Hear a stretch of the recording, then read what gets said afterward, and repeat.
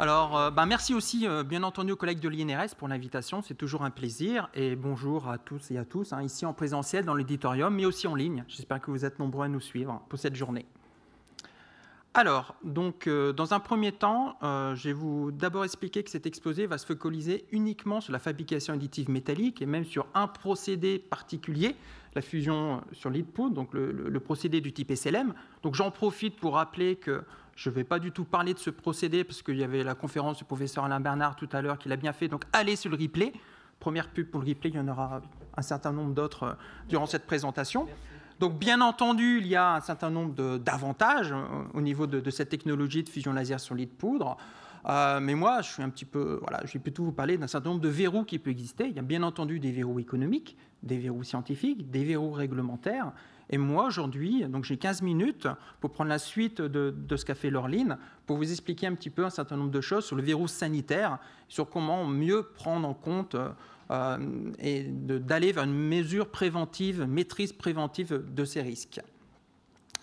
Alors, donc, non seulement je vais me focaliser que sur un type de procédé, d'ailleurs je vous ai mis la machine à l'écran sur cette slide, mais bien entendu, je vais me focaliser uniquement sur un risque toxicologique et risque toxicologique par inhalation. Laureline vous a présenté qu'il y avait un certain nombre de risques toxicologiques à prendre en compte. Alors, je resserre encore l'entonnoir. Non seulement je vais utiliser qu'une seule machine, qu'un seul type de procédé de fabrication d'additifs métalliques, mais je vais me focaliser que sur le risque toxicologique par inhalation. Et dans ce risque toxicologique par inhalation, donc bien entendu, il y a deux leviers qui est très important de déterminer pour évaluer ce risque. D'une part, l'exposition, d'autre part, le danger.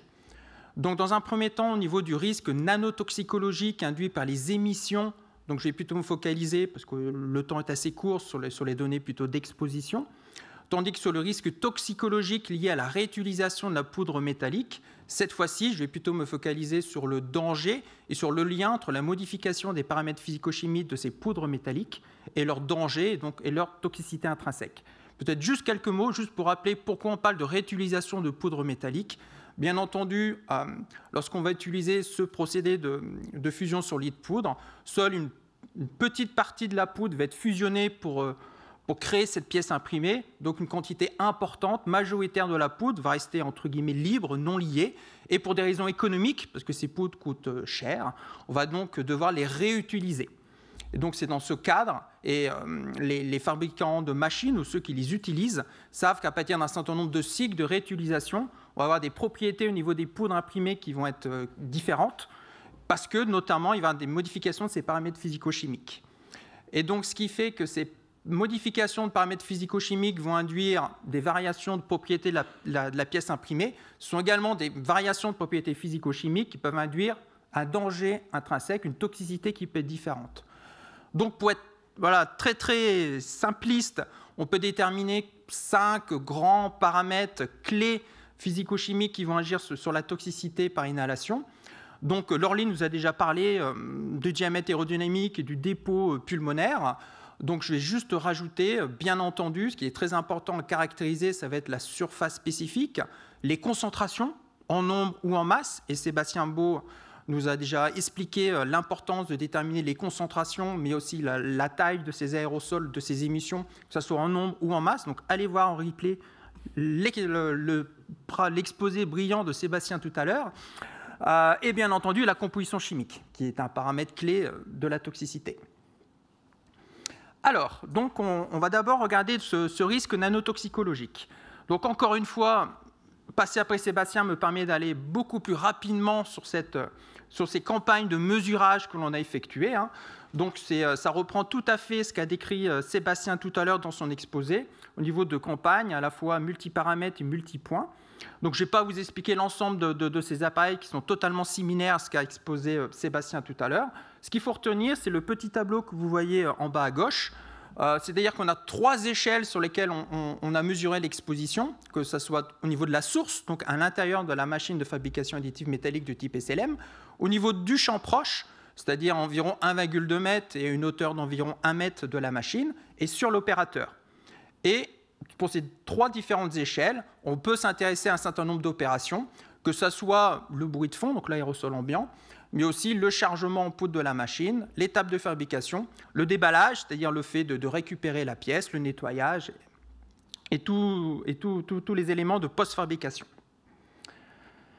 Alors, d'une part, donc sur le petit tableau, c'est un petit peu coupé, je ne sais pas si c'est coupé sur votre écran, mais on va s'intéresser tout d'abord donc, à la source, ce qui se passe à la source, c'est-à-dire à l'intérieur de la machine de fabrication additive. Donc, vous pouvez voir sur les clichés, donc on a fait donc, un piquage à l'intérieur de la machine de fabrication additive SLM, et donc on a fait un piquage au niveau vraiment du cœur du réacteur, donc au niveau de la machine. Donc, on peut voir le rouleau qui va étaler donc, les poudres métalliques, et ensuite il va avoir le laser qui va fusionner seulement certaines parties de la couche pour réaliser la pièce imprimée. Donc là, on va se situer donc, dans la source et lors de l'étape de fabrication. Donc ce qu'il faut tenir sur cette diapositive, c'est d'une part le graphique que vous pouvez voir en haut à droite, qui est l'évolution de la concentration en nombre donc à l'intérieur de la machine de fabrication additive. Donc déjà, le premier point un petit peu anecdotique, vous voyez que c'est cyclique. Vous voyez que vous avez des pics réguliers. C'est tout simplement le nombre de couches qui est en train de se faire. Que lorsqu'on passe le laser, on va avoir une émission qui est importante, donc on peut quelque part indirectement mesurer le nombre de couches qui est en train de se faire sur ce graphique. Mais nous, ce qui nous intéressait, c'est la courbe pointillée qui est en rouge, qui nous indique le nombre maximum de particules qui est émis en termes de concentration, donc en nombre, qui est de l'ordre de 10 puissance 5 particules par centimètre cube. Donc on a donc une exposition assez importante. Et là, je rappelle juste que c'était des essais qui ont été réalisés pour un alliage d'aluminium AlSi 10Mg, qui est bien entendu initialement de taille micrométrique. Vous pouvez voir une figure de microscopie électronique à balayage de cet alliage, qui typiquement a des tailles de particules sphériques entre 10 et 45 microns. Mais lorsqu'on s'intéresse aux émissions qui sont générées à l'intérieur de la machine, cette fois-ci, vous pouvez voir sur le graphique que vous avez au centre de la diapositive, qui est issu d'un impacteur en cascade, qui va permettre de mesurer le diamètre aérodynamique de ces aérosols. On voit, lorsqu'on va s'intéresser ici à la distribution en mesurant l'aluminium, que l'aluminium, les aérosols à base d'aluminium à l'intérieur de cette machine de fabrication additive sont donc de l'ordre de 100 nanomètres, alors même que la poudre de départ était bien entendu de l'ordre de plusieurs dizaines de microns. Donc, à l'intérieur de la machine de fabrication additive, on a une concentration en nombre importante. Je ne l'ai pas cité, on a mis également une cassette de prélèvement, telle que l'a expliqué Sébastien lors de son exposé, qui permet de faire des mesures gravimétriques. Et donc, on a aussi une masse assez importante d'aérosols qui est émise. Et surtout, la présence d'aérosols qui est bien de dimension nanométrique, de l'ordre de 100 nanomètres.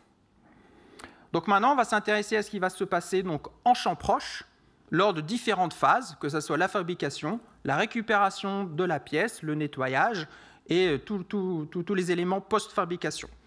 Donc, grâce à des mesures temps réel, que vous pouvez voir sur le graphique en centrale, donc je ne vais pas vous expliquer en détail chacune des opérations, ce qui est notamment François-Xavier qui va refaire une intervention tout à l'heure, je pense qu'il passera tout ça un peu plus en détail. Mais moi, encore une fois, on va faire de manière assez simple, regarder un petit peu le niveau de concentration en nombre, et donc cette fois-ci, on a plutôt quelque chose qui oscille entre 10 puissance 4 et 2 10 puissance 4 en termes de concentration en nombre de particules par centimètre cube, alors même que l'aérosol de fond qu'on en a pu mesurer est l'ordre de 10 puissance 4. Et grâce à que c'est une analyse multiparamétrique à différents appareils, on a pu déterminer qu'il n'y ait pas d'exposition à des particules micrométriques. Si on regarde ce qui se passe sur nos concentrations massiques avec nos cassettes de prélèvement, donc on a des concentrations en fonction des différentes phases de travail qui sont de l'ordre de 0,77 mg par mètre cube ou de 1,8 mg par mètre cube en fonction de la phase de travail que l'on peut examiner. Vous avez un cliché de microscopie électronique de ces émissions que l'on a pu mesurer donc, en champ proche.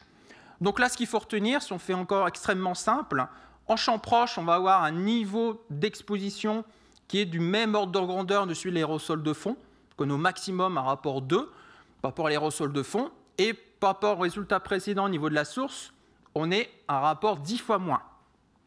Donc, c'est des résultats qui nous permettent de dire que le capotage déjà de la machine est efficace.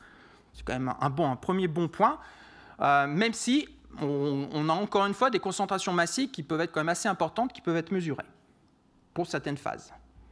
Donc cette fois-ci, on va s'intéresser maintenant à la dernière échelle, qui est l'échelle de l'opérateur, avec différentes opérations, donc plutôt le déballage et le nettoyage. Et donc, très clairement, nos mesures ont pu déterminer que c'est vraiment la phase la plus exposante, avec une fraction massique qui était de l'ordre de 1,7 mg par mètre cube. Et cette fois-ci, des concentrations en nombre de particules qui, comme ce qu'on avait en champ proche, étaient de l'ordre de 10 puissance 4 à 2 10 puissance 4 en nombre de particules par centimètre cube, avec des pics ponctuels. Donc au niveau de l'opérateur, bien entendu, on n'a pas mesuré un risque important d'inhalation de l'aluminium, même si on a quand même une gravimétrie qui n'est pas du tout négligeable, avec des pics ponctuels, d'où la nécessité, comme vous le voyez lors de ces images, que l'opérateur soit équipé en termes d'EPI. Donc au niveau du risque nanotoxicologique, dans l'enceinte de la machine, on a bien présence d'aérosols métalliques de dimension nano lors de l'étape de fabrication. En champ proche, un niveau plutôt rassurant. On a un facteur 2 par rapport à l'aérosol ambiant qui n'est pas vraiment significatif et un facteur 10 fois plus faible que par rapport à la source, montre plutôt un excellent capotage de la machine. Et pour l'opérateur, eh ben, on n'a pas des signaux en termes de temps réel qui sont très inquiétants, mais on a quand même des pics avec des concentrations massiques non négligeables, d'où l'intérêt, bien entendu, de travailler sur des EPC et bien entendu des EPI, comme par exemple travailler sur le capotage de la machine, le captage à la source, etc. Donc maintenant, on va shifter sur les aspects réutilisation de la poudre métallique, et là on va voir deux cas différents, sur deux alliages différents. Le premier cas va être sur un alliage toujours le même, de ALSI 10MG, de celui que je viens de vous exposer. Donc là, on va travailler sur trois poudres différentes. La poudre initiale, qu'on appelle P0, la poudre après un cycle de fabrication et un tamisage à 63 microns, et une deuxième poudre qui a uniquement subi la deuxième fabrication, mais sans le tamisage. Vous pouvez voir les différents clichés de microscopie électronique. Vous avez aussi des clichés de granulométrie laser sur le graphique que vous voyez à gauche. Et enfin, sur le tableau en bas, vous voyez des mesures de surface spécifique de type BET. Donc ce que l'on voit, c'est qu'on a bien une diminution de la taille des particules entre la poudre initiale et la poudre après un tamisage, voire deux tamisages, essentiellement parce qu'on va perdre les très gros agglomérats qui sont formés, notamment à cause du tamisage. Ensuite, si on regarde maintenant la variation chimique de cette poudre au cours de sa réutilisation, donc vous pouvez voir les différents graphiques qui correspondent à des analyses par spectroscopie ICP. Donc on voit à partir de ces différents ratios, aluminium sur silicium, silicium sur magnésium ou aluminium sur magnésium, qu'on a un appauvrissement des éléments aluminium et magnésium par rapport au silicium, et ce qui est assez logique par rapport aux températures de vaporisation de ces différents éléments. Donc on a une poudre qui subit également des variations chimiques. Donc nous avons démontré avec cette poudre qu'il peut avoir des variations, aussi bien granulométriques que chimiques, qui sont deux paramètres majeurs pour la toxicité. Donc nous avons continué ces investigations de manière un peu plus précise, cette fois-ci sur un autre type d'alliage d'aluminium, qui est l'alliage d'aluminium 60-61 plus zirconium, où cette fois-ci on a fait une caractérisation beaucoup plus complète, à la fois des caractéristiques mécaniques des pièces imprimées, une caractéristique physico-chimique de l'ensemble des poudres que l'on a récupérées après chaque cycle de recyclage, et à la fin du processus, une analyse toxicologique in vitro. Donc là, c'est vraiment une étude sur laquelle on a fait 6 recyclages, et on est vraiment dans une politique un peu worst case, parce qu'on a utilisé 100% de poudre recyclée à chaque fabrication, ce qui est bien entendu pas ce qui est utilisé d'un point de vue industriel. On fait plutôt des mélanges entre de la poudre neuve et des poudres réutilisées.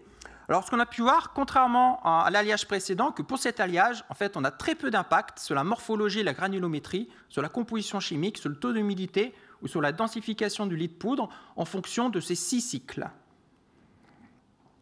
La seule différence que l'on a vue d'un point de vue physico-chimique pour cette poudre assez particulière de 60-61 plus zirconium, c'est une oxydation qui est de plus en plus importante au cours de la réutilisation de cette poudre, qui est visible de manière globale sur les analyses que vous pouvez voir sur le graphique qui est en haut à droite, mais aussi sur les différentes images de microscopie électronique avec les analyses 2DX au niveau de l'oxygène, où on peut voir assez clairement des zones riches en oxygène et en magnésium d'ailleurs sur ces différentes particules.